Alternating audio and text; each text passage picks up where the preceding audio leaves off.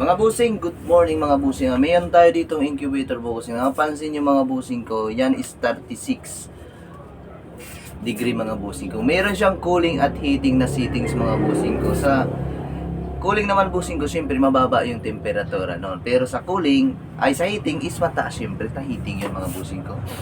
Yung kagaya nitong incubator natin, dapat ang temperature nito is 38. Once na nag-38 yan busing ko, yung ilaw natin mamamatayan, saka yung electric fan niya dyan. Meron yung fan motor dyan sa loob. Tapos pag 37.5, iilaw na naman siya ulit. Tuturuan ko kayo kung paano pag-set nito mga busing, itong thermostat na ito ha. Meron siyang F1, F2, F3, F4. Lahat yun lalagyan na ng set. Papakita ko sa inyo. Dito mga boss, napapansin nyo 36.6 siya. Yung laman po ng ating computer is 36.6 kasi nga meron po yan busing kong sensor. Sa pag-set yan mga busing ko, meron F1 hanggang F4 ha. Ito yung turn off. Steady natin, off siya. On natin, pindutin pa rin natin yan. Tapos may napipansin kayong letter S. Yan letter S, yan yung mood niya. Pindutin natin yung S, steady. Tapos papasok yung 1, F1, mga busing ko, di ba? Pansin nyo, ulitin natin. Steady, isang pindot. Yan. Lalagay natin, steady pa rin yan ha. Naka-steady yung S natin. Tapos gawin natin itong 38 mga busing ko. 38.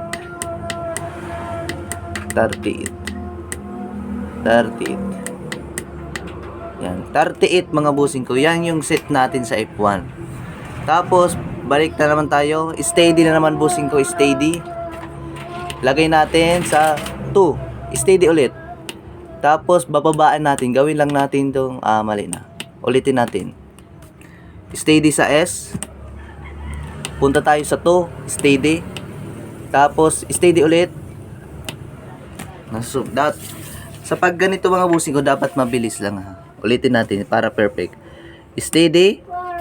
Punta ka sa 2. Isang pindot. Steady. Baba. Yan. Dapat sabay-sabay. Baba na. Gawin natin tong 0.5.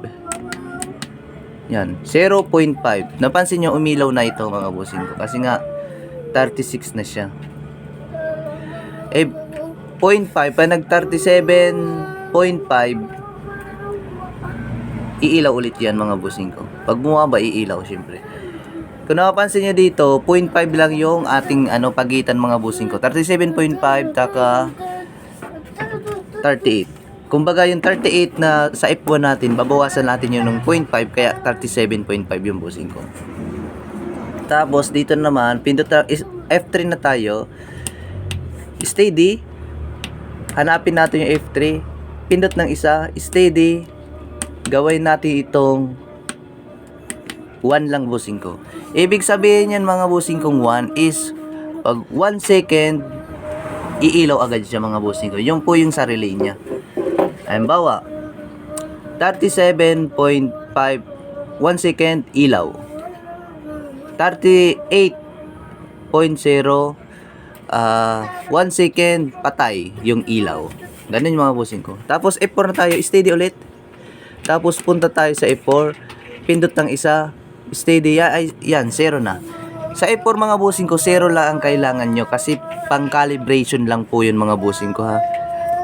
Pang calibration lang po yung sa F4, kaya okay na okay mga busing ko. Papakita ko yung loob ng incubator natin. Yung incubator natin mga busing ko, may laman na sensor-book, itlog, yan. Tapos ginamitan natin yung mga busing kong power relay. Kasi ang relay ng ating thermostat is maliit lang yan. Kaya dito natin idadaan. I-trigger natin to para magka-supply yan mga yan. May pan motor dyan na mapansin ka. Dito ang buga niyan tapos papuntang ilalim. Yung sensor ayun mga busing ko ha. Yung sensor natin pag nag-38 yan busing ko mamamatay yan. Subukan natin na. Ididikit natin yung sensor. Dikit na natin dito sa ilaw kasi mainit yung ilaw.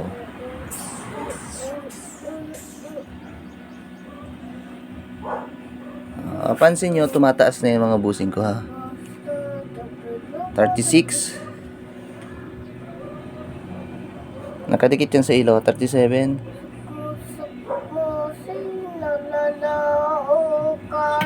Oh, namatay mga busing ko. Kasi nga nakadikit yan sa ilaw. Once na bumaba na naman yung busing ko, naging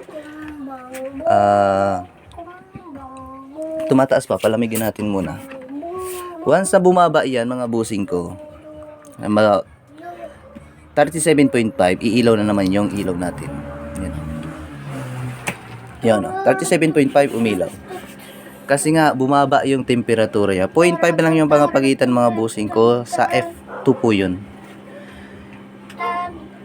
Sa YouTube ko po ay sa TikTok mga busing ko, nandun yung link nito mga busing ko. Check out na lang kayo doon. Budolman po yung pangalan ko doon. Iyan po yung incubator natin. Ganun lang po ang pag-set ng thermostat para sa incubator mga busing ko. After 22 days, isa na po yan. Di na po natin kailangan ukagin kasi nga galing ilalim yung loob. Tapos yan. Galing ilalim yung buga ng hangin yan mga busing ko. Galing ilalim. Kaya pantay na pantay yung buga niya. And nakasil po yan masyado. Yan lang mga busing ko.